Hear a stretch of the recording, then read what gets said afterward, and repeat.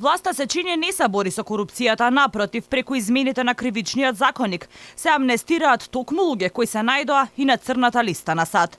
Со измените на законот, струшкиот градоначалник Рамис Мерко е ослободен од дури 15 случаи кои се водат против него, а неодамна токму Американската амбасада го објави името на Мерко како лице кое е на црната листа на САД заради корупција.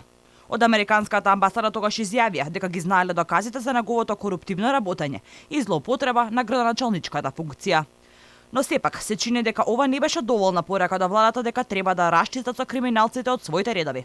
И експресно си донесоа измени на кривичниот законник со залепено европско знаменце, со кои низа политичари кои се сомничат дека ја злоупотребувале службената положба се ослободени од истраги. На последната пресконференција на Американската амбасадорка Агелер, таа кажа дека тие нема да дојдат во Македонија да апсат никого, но интересно ќе биде да се види какви действија ќе бидат превземени по означувањата. Не е моја работа како амбасадор на САД да им кажувам на институциите тука што треба да превземат, рече Агелер. По се изгледа институциите нема да превземат никакви действија. Оти за 15 случаи на Мерко, тој со измените изгласани и предложени токму од УИ, од каде што е тој, СРСМ и Алијанса на албанците, Мерко се ослободува од истите.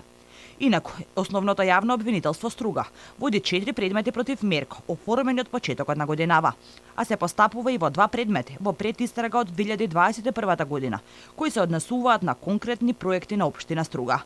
За други 4 предмети во работата, 2 од 2019 и 2 од 2022 година, јавните обвинители кои превземале действија добија укажување и насоки со цел дополнително да се димензира постапувањето. Основното јавно обвинителство за гонење на организиран криминал и корупција има во работа вкупно 5 предмети. Меѓу нив е предметот со спорната набавка на службени автомобили во општина Струга, кон која е приклучена и иницијативата на Државната комисија за спречување корупција и извештај на Државниот завод за ревизија, и во која е донесена резолуција за еден дел од наводите. Меѓутоа, останатиот дел уште е предмет на проверки.